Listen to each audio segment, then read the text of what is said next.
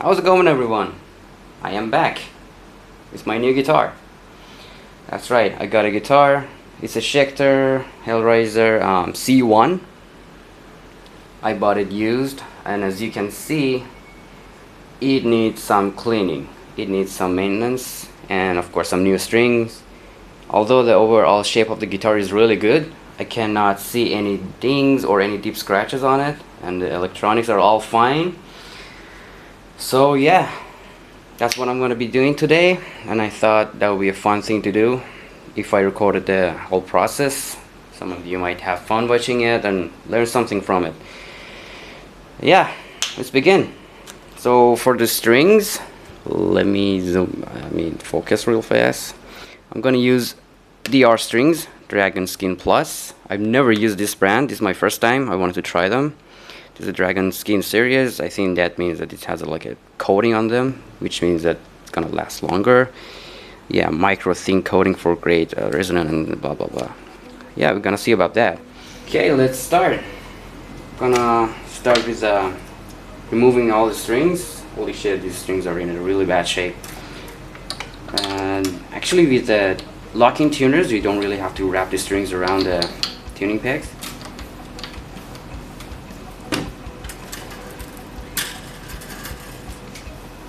I think I'm just gonna cut them in the middle.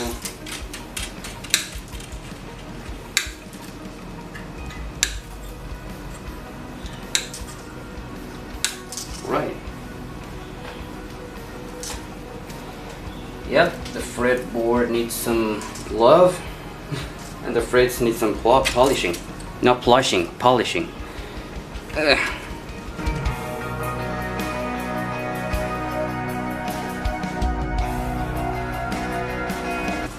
Judging by the colorful ball ends of the old strings, you can say they are the Darios.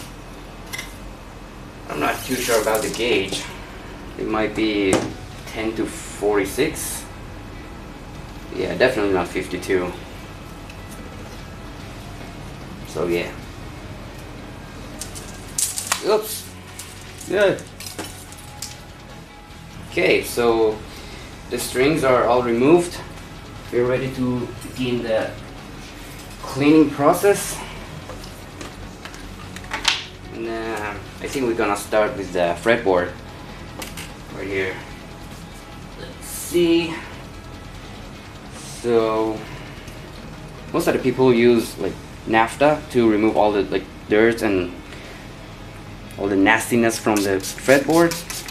For me, I just start with some water and kind of a clean cloth.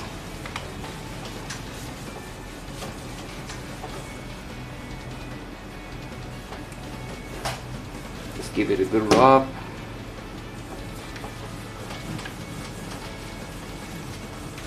Am I recording here? Yeah.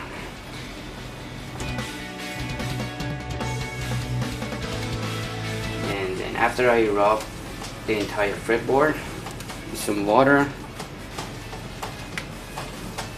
I will use this fretboard conditioner, deep conditioner from Dunlop. I actually have this for so many years. Let me just focus on it. If you can see, yeah, it's a really good conditioner. And but I think before that, I would need to polish the frets a little bit, which I am going to use the Music Nomad Fine Fret Polish.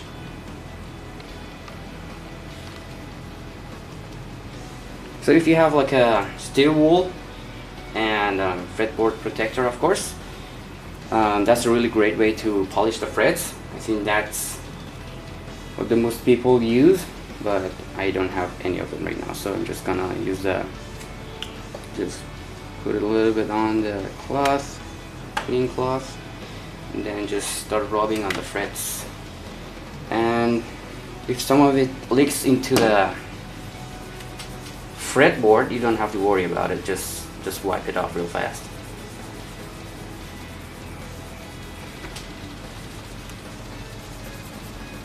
I might need to change the camera angle.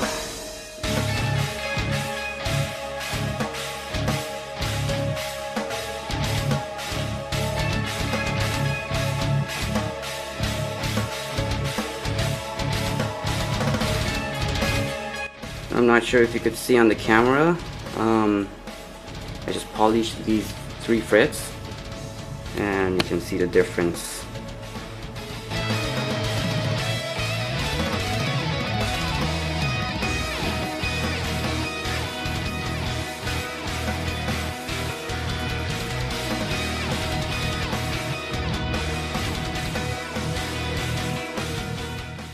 Okay, my camera just stopped recording because of the overheating but I just finished doing the frets. As you can see, they're way more shiny right now. I like that. So we're gonna move on to the fretboard. Thank you. Music Nomad. It's time to use the download. Okay, just shake it well first. And just apply the fretboard.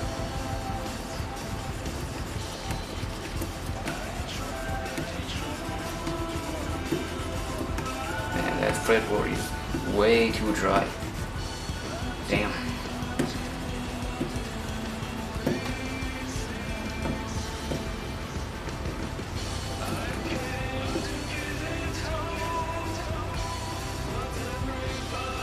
There are so many good brands for conditioning your fretboard. Like, I've heard about Gooby Labs, they're amazing. Music Nomad also, Ernie Ball.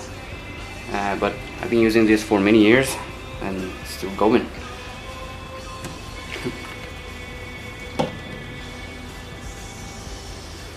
Then I'm gonna give it a good rub. There we go. It's coming back to life.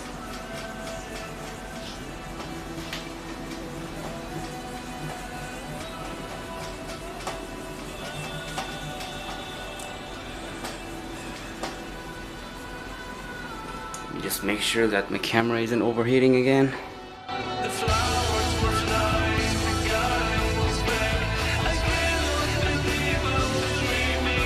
There we go. Looking good. It is looking good.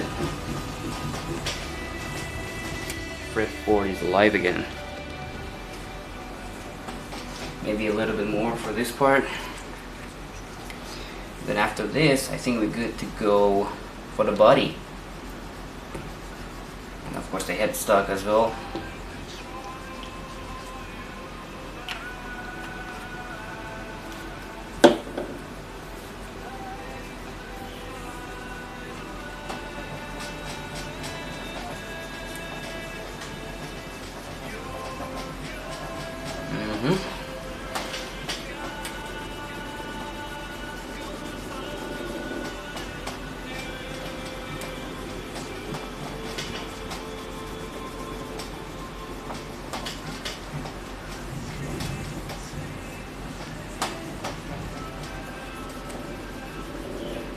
Okay, now for the body, we are going to use this. Okay, just let me focus on it. It's a Dunlop guitar polishing cleaner. Gonna use it for the body and the headstock, for the headstock. And I think I'm gonna use a different cloth, of course.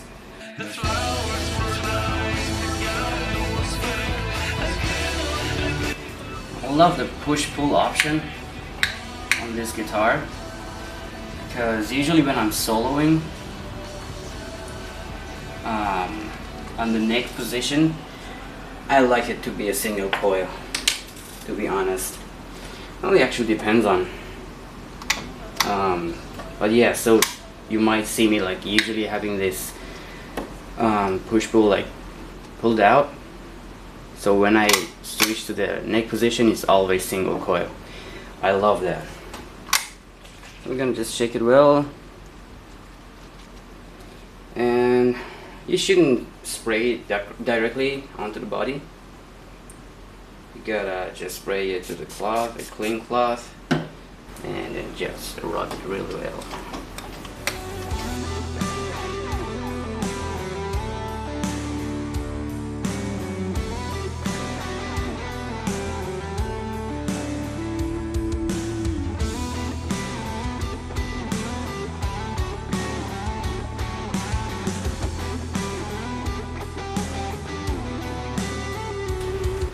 Let me show you how shiny that thing just got. That thing is beautiful. Wow. Alright. Gonna move on to the back of the guitar. Oops. Yeah, that's dirty.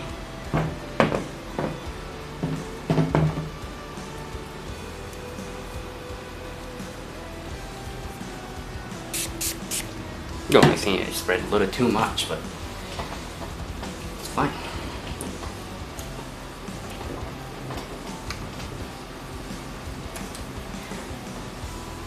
Alright, let me see. It's my first time owning a guitar with an active pickup. I never had like EMG or Fishman or anything. I always use like passive pickups like Seymour Duncan and stuff. I have a Seymour Duncan Santen and Nazgul in my Ibanez. I mean, by default it wasn't that, but I just upgraded to Seymour Duncans. I love how huge they sound. But yeah.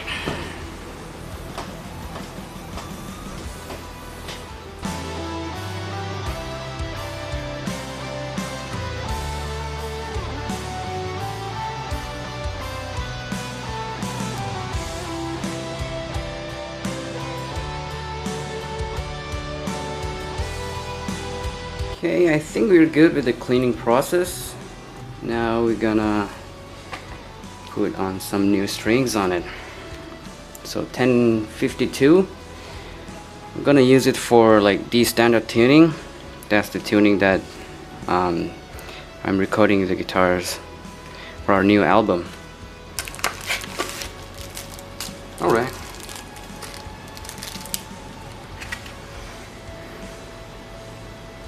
Quantum nickel.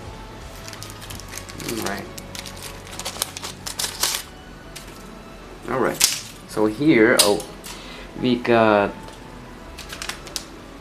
the 6th and the 3rd string. I'm gonna go with the thickest one first.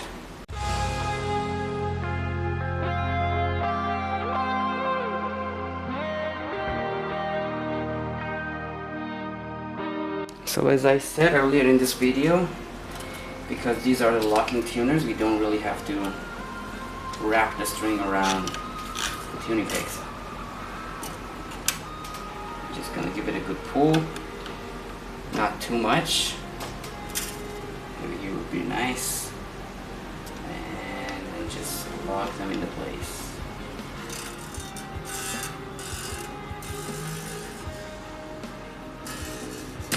We're good. And then we're gonna repeat the whole process for the next 5 strings.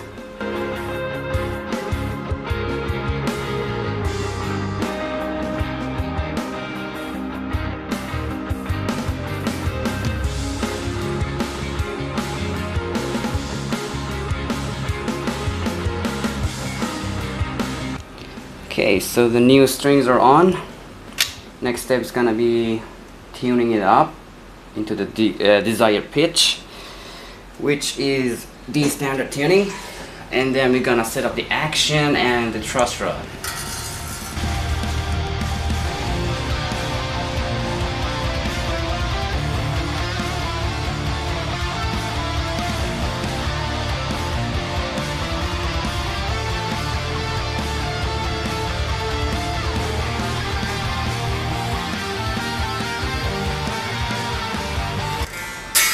Okay, so it's in tune right now.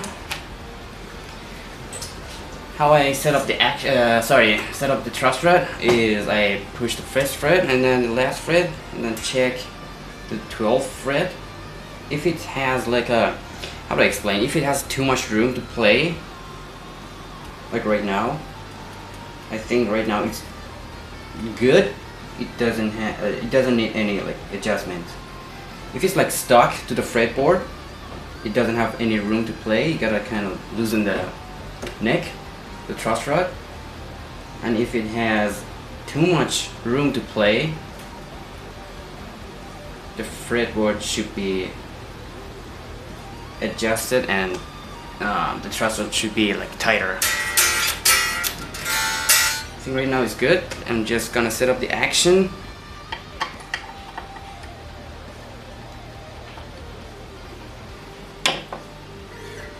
So I don't really use like a ruler or anything to measure how high my action is. It's just if I'm comfortable with it. I don't like too low, I don't like too high, because if it's too low the bending is gonna be like nightmare, and if it's too high obviously it's gonna be